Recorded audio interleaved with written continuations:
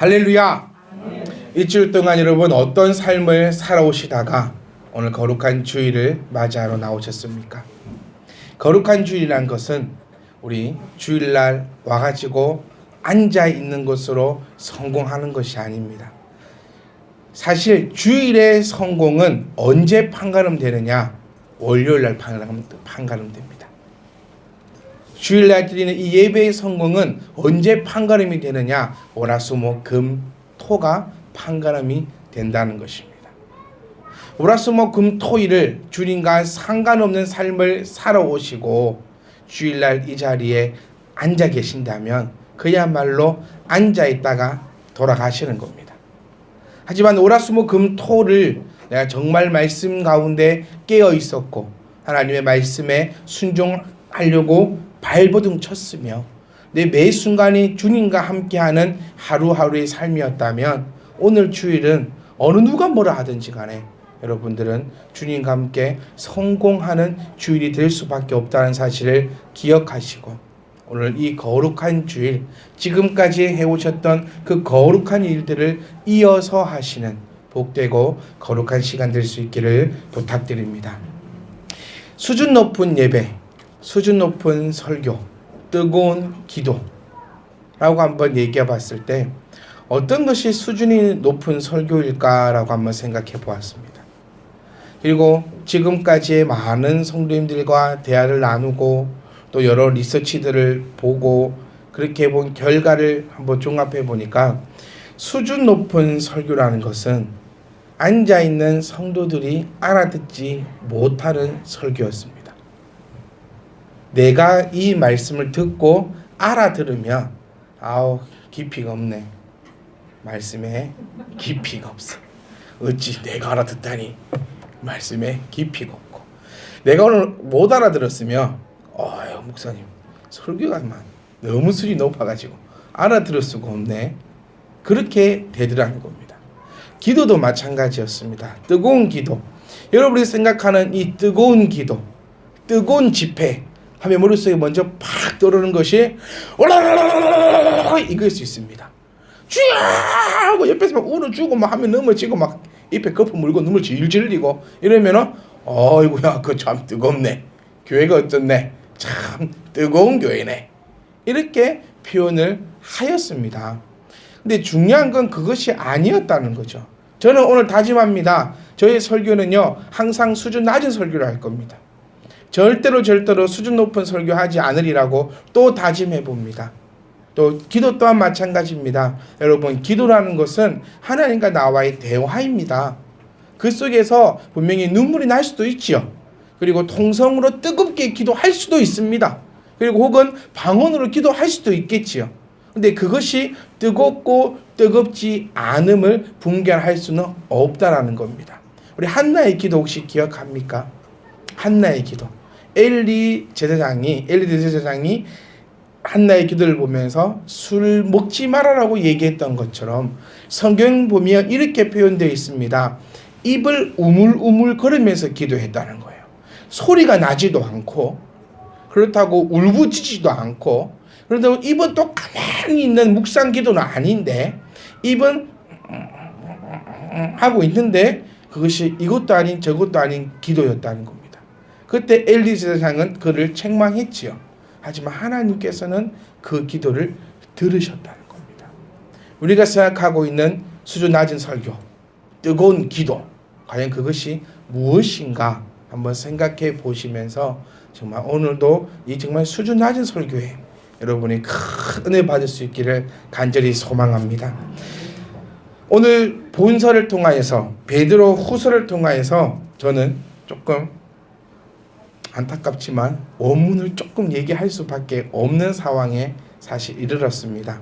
저도 많은 고민을 하면서 혹시 이게 수준 높은 설교가 되지 않을까 고민을 많이 하고 연구를 많이 해서 또 정리해보고 또 정리해보고 또 빼건 빼보고 해서 오늘 말씀을 준비했습니다. 조금 원문이 나오더라도 여러분 귀 닫지 말고요.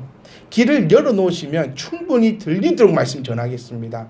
애초에 우리가 물리 수업 듣고 수학 수업 들을 때 그 자세처럼 애초에 나는 모르니 길을 닫고 계시지 마시고 안다는 과정으로 길을 바짝 열고 눈을 바짝 열고 말씀을 보시면은 여러분 알지 못하게 이 원문이 여러분 가운데 들릴 줄 믿습니다. 누가 말하는가에 따라서 엄청난 파급 효과를 가지고 있는 것이 사실 말입니다. 그리고 누구에게 가르침을 받고 누가 가르쳤냐에 의해서 힘을 가지고 있는 것이 또 바로 이 자리일 것입니다. 따라서 다가오는 힘이 다르다는 거죠. 누가 말했는가. 그래서 우리 5.18말 되면 우리 강주에는 참 논란되는 게 많이 있습니다. 5.18 묘지에 과연 누가 왔는가? 대통령이 오는가? 국무총리가 오는가? 그 사람들이 와서 하는 거 하나도 없어요. 사실 하는 거 하나도 없지만 대통령이 왔냐? 국무총리가 왔냐? 과연 누가 왔느냐에 따라서 가지는 의미가 다르기 때문에 항상 우리는 신경을 조금 쓰고 있는 것도 사실입니다. 또 마찬가지겠죠. 오늘 이 자리에서도 김기환이라는 사람이 서서 이야기한다면 여러분들에겐 큰 파워가 느껴지지 않을 수밖에 없습니다. 왜냐하면 저는 유명하고 뭐 능력이 있으며 뭐 세상 사람들이 말하고 있는 그런 유명한 인사가 아니니까요. 하지만 여러분 기억하시면 좋은 것은 오늘 저의 모습은 없다고 생각하시고 하나님께서 이 시간 우리에게 주시는 말씀을 기억하시면 이 말씀이 어느 누구보다도 더 강력하게 여러분에게 들릴 줄 믿습니다. 베드로 전후서는 베드로가 썼습니다. 그렇기 때문에 우리에게 더 힘이 있습니다. 베드로 전후서와 바울이 썼던 많은 편지들을 비교 한번 해보시면 너무너무나 다릅니다. 먼저 다른 것이 베드로가 쓴 책은 장수가 작습니다. 많지 않습니다. 그리고 부연 설명이 많지 않습니다. 베드로의 설교는 한마디로 요약하면 이겁니다. 들을 자는 듣고 들지 않을 자는 듣지 말라. 별 상관없다. I don't care. 내 알 바 아니다라는 것이 베드로의 입장입니다. 나는 지금 하나님의 말씀을 전할 것이고 귀 있는 자는 듣고 깨닫는 자는 변화해서 11절 말씀처럼 천국에 넉넉하게 들어갈 것이며 뭐 그러지 못하는 자 I don't care. 요겁니다. 상관없다. 내 알 바 아니다. 그런데 바울 서지서는 그런 내용이 아니죠. 표현하고 또 비유하며 제발 좀 들으라. 제발 좀 알아먹어라. 제발 좀 이런 식의 취향을 띱니다. 왜냐하면 바울은 이방인들을 위한 하나님의 종이다라고 스스로가 표현하고 있기 때문에 알아듣지 못하는 자에게 알아듣게끔 계속해서 설명을 하는 것이고 베드로가 쓰고 있는 이 편지는 이방인이 아니라 유대인들, 다시 말하면 우리에게 하나님을 온전히 알고 믿고 있는 우리들에게 하고 있는 말씀이기 때문에 더욱더 강하고 더욱더 힘이 있게 전하고 있는 것을 우리는 볼 수 있습니다. 오늘은 우리 1절 말씀이 나오는 것처럼 베드로가 믿는 우리들에게 그리스도의 의를 힘입어 동일하게 보배로운 믿음을 우리와 함께 받은 자들에게 편지하는 것입니다. 다시 말하면 하나님께서 베드로에게 임재하셔서 우리에게 어정쩡하게 믿고 있는 저들에게가 아니라 예수를 모르고 있는 저들에게가 아니라 함께 그리스도를 믿고 있고 자칭 그리스도인이다라고 자신 있게 외치고 있는 우리들에게 편지하는 내용임을 기억하시고 베드로가 한 얘기이니 베드로를 통해서 나타나는 하나님의 말씀이오니 더욱더 신빙성과 더욱더 큰 믿음과 더욱더 큰 힘을 가지고 오늘 말씀을 보셔도 무방할 것입니다. 여러분 저는 오늘 이렇게 서두를 말씀드리고 싶습니다. 베드로가 하는 얘기입니다. 김기환이 하는 얘기는 좀 믿음이 덜 가더라도 베드로가 하는 얘기입니다. 예수를 직접 본 베드로, 예수님으로부터 직접 배운 베드로, 예수님으로부터 모든 것을 사사받은 이 베드로가 우리에게 일러주는 하나님의 말씀을 기억하시고 이 주옥 같은 한 절 한 절 한 구절 한 구절의 말씀이 여러분 귓가에 들려지기 소망하고 들려지는 그 말씀이 나를 움직여져서 내가 천국에 11절 말씀 들어가매 넉넉히 너에게 주시는 그 말씀이 저와 여러분 가운데 이룰 수 있기를 간절히 소망합니다. 여러분, 이 말씀을 전하기 위해서 저는 1장 1절부터 11절 말씀 아마 한 3주에 거쳐서 함께 나누어야 될 것 같습니다. 이 3주에 거쳐서 나누게 될 말씀 가운데 오늘은 제 첫 번째, 과연 이것을 우리가 함께 나눔에 있어서 가장 베이스를 한번 깔아보려고 합니다. 1절부터 11절 말씀을 한번 읽어보시면, 저는 읽어보았다고 믿겠습니다. 읽어보시면 성도가 가져야 할 사명과 덕목에 대해서 이야기하고 있습니다. 다시 말하면 성도의 가장 기본적인 목적이 뭘까요? 우리가 예수 그리스도를 믿는 가장 큰 이유는 무엇입니까? 진짜 가장 큰 이유는 무엇입니까? 하나님 나라에 들어가는 것인 줄 믿습니다. 이 땅 위에 있을 때 어떻게 살고 저렇게 살고 이렇게 살고 저렇게 살고 이렇게 되는 것은 부가적인 문제입니다. 하나님의 백성들에게는 하나님께서 지키심과 보호하심과 복주심에 따라오는 옵션입니다. 그것은 당연한 것이고 가장 큰 기본적인 문제, 가장 큰 목적은 바로 하늘나라에 들어가는 것입니다. 베드로는 오늘 1절부터 11절 말씀을 정리하면서 가장 중요한 말씀을 11절에 딱 새겨두고 있습니다. 다시 말하면 성도는 천국에 들어가야 한다.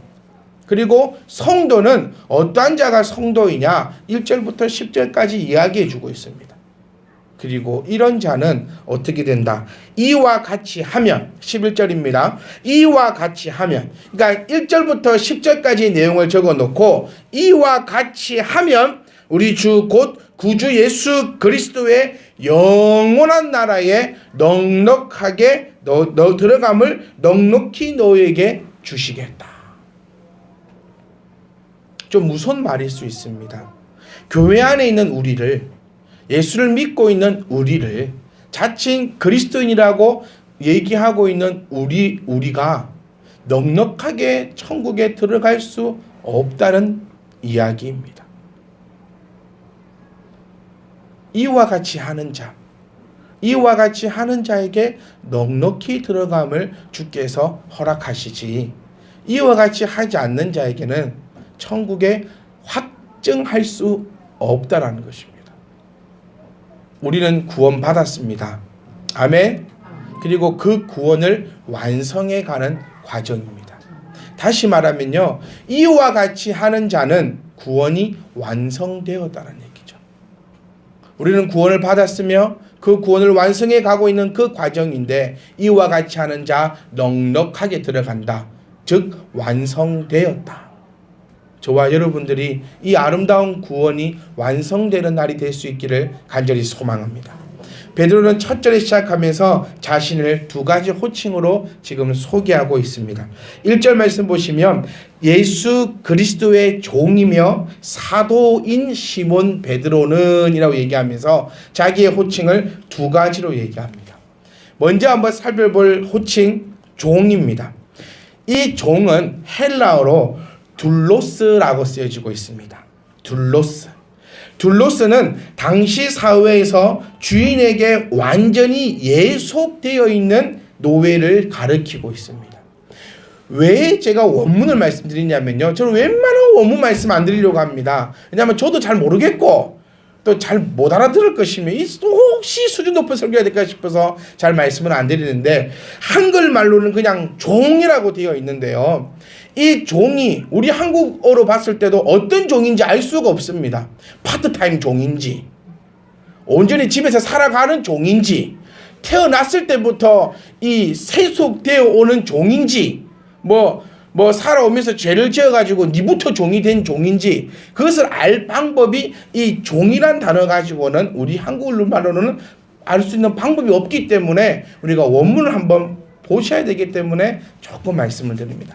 둘로스라는 말은 완전히 예속되어 있다. 그러니 주인이 주면 먹고 안 주면 못 먹는, 때리면 맞고 왜 때립니까? 라고 말조차 할 수 없는 그런 완전히 신체 일부로 예속되어 있는, 완전히 구속되어 있는 종을 일컫는 말이 여기서 나오는 종입니다.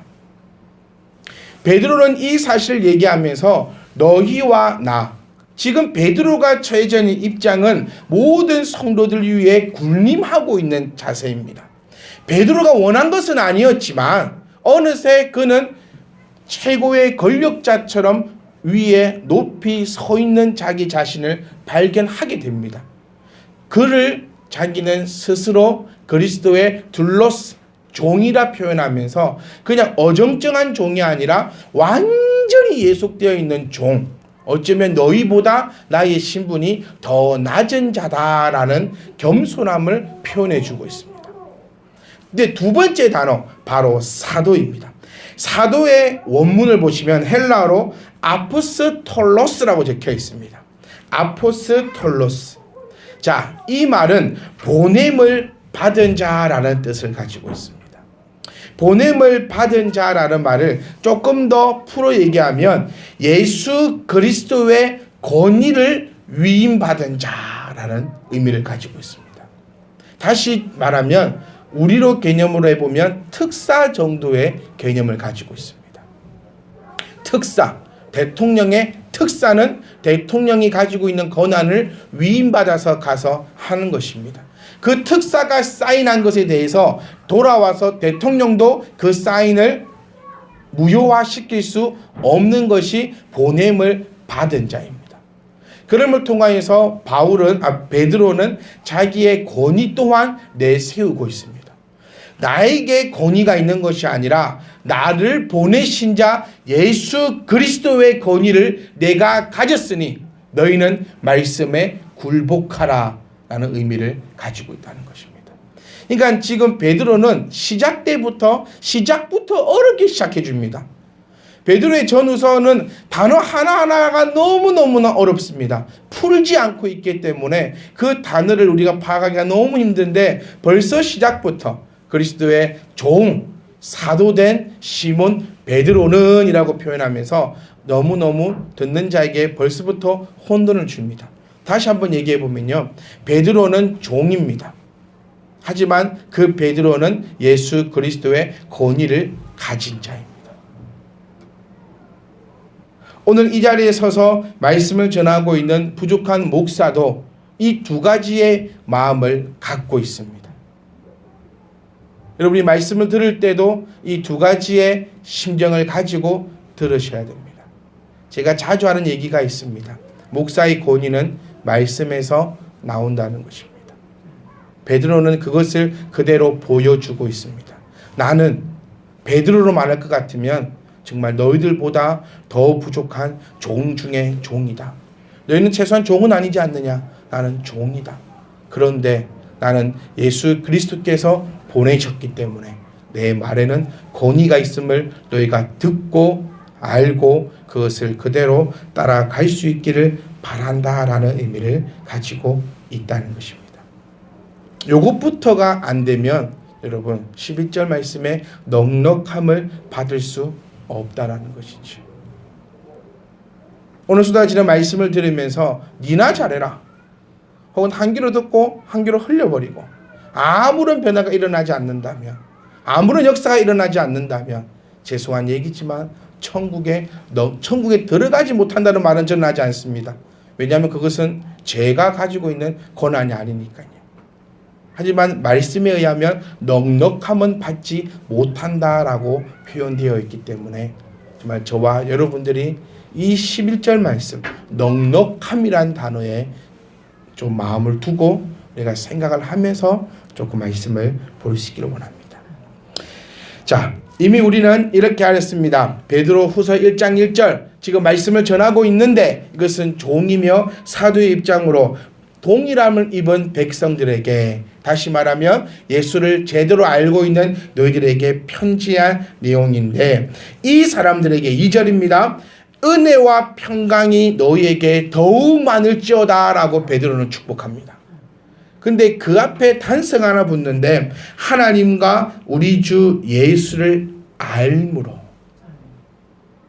다시 한번 얘기해 보면요, 하나님과 예수를 모르는 자는 평강이 있을 수 없다는 얘기입니다.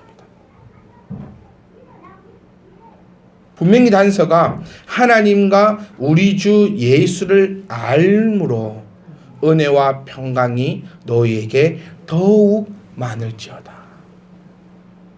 신앙생활을 하면, 소위 교회를 다닌다면 지난주와 이번 주는 달라야 합니다. 정말 그래야 됩니다. 이번 주와 다음 주는 달라야 합니다. 얼마만큼 다르냐가 중요한 것이 아니라 내가 이만큼 달라졌고 요만큼 달라졌고 그것이 중요한 게 아니라 정말 반 걸음이라도, 아니요, 한번 반의 반 걸음이라도, 아니요, 눈꽃만큼이라도 달라야 한다는 겁니다. 다시 말하면 교회를 다니면, 예수를 믿으면 지난주보다는 이번 주가 좀 더 평안해야 된다는 겁니다. 평강이 좀 더 있어야 된다는 거예요. 왜? 말씀에 그렇게 했잖아요. 너에게 평강이 어때라? 더욱 많을지어다. 뭐함을 통하여서? 하느님과 우리 주 예수를 알므로써. 요거를 알면, 우리 지난주에 알았잖아요. 요번 주도 알고 가잖아요. 그럼 다음 주 봤을 때는 요번 주보다는 달라져야 된다는 거예요. 그렇지 못한다. 정말 변함이 없다. 내 스스로가 볼 때도 나는 변함이 없다. 뭐 교회를만 다니면 다닐수록 더 어려워지고 마음의 평강이 없고 그리 된다. 그러면 내가 지금 하나님과 예수를 알지 못하고 있다는 것을 내가 기억하고 깨달으셔야 된다는 겁니다. 여러분 얼마나 알고 있습니까? 여기서도 한번 볼 단어 알입니다. 암. 우리가 단순히 안다. 나는 알아. 예수님이 십자가에 못 박히신 거 알고, 또 그가 3일 만에, 3일인가 4일인가 하되 3일일 거야. 3일 만에 부활하신 거 알고, 또 그가 뭐 승천하신 거 알고, 뭐 어쩌죠, 뭐 가인과 아벨 뭐 알고, 나 아니까. 여기서 말하고 있는 이 알미, 그 알미 아니더라는 것입니다.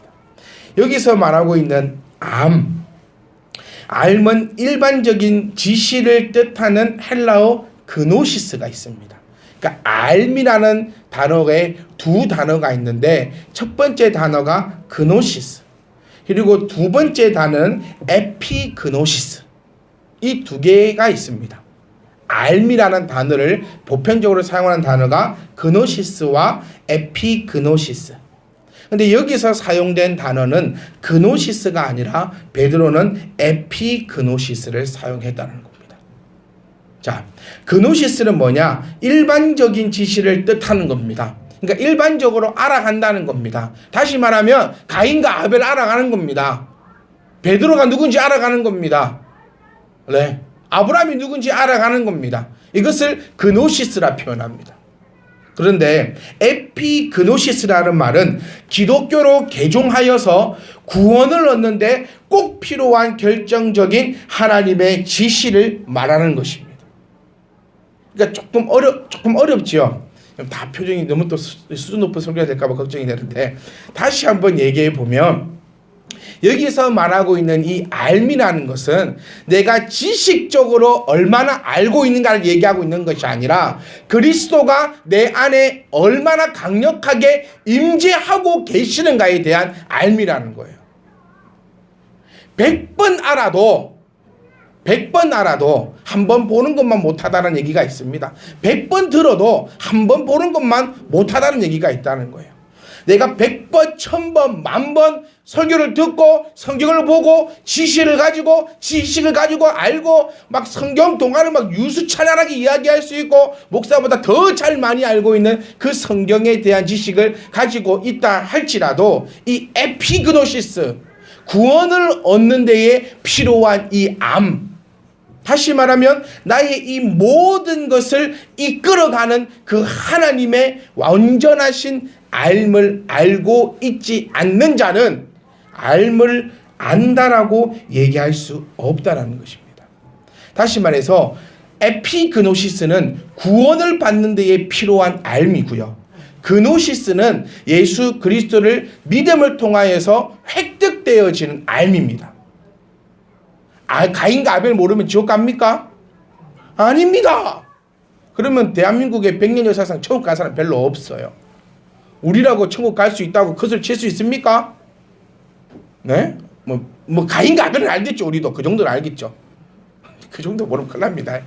그거는 아는데 좀 더 뭐 옛날에는 어떤 걸 얘기할까? 무드셀라, 여로보암, 르호보암 다 아시네 이 정도는. 하여튼 내가 성경에 대한 지식을 그노시스의 지식을 여러분 다 안다라고 자신할 수 없다는 거예요. 그것으로 구원을 받는다면 뭐 심판대 앞에서 시험 치겠죠.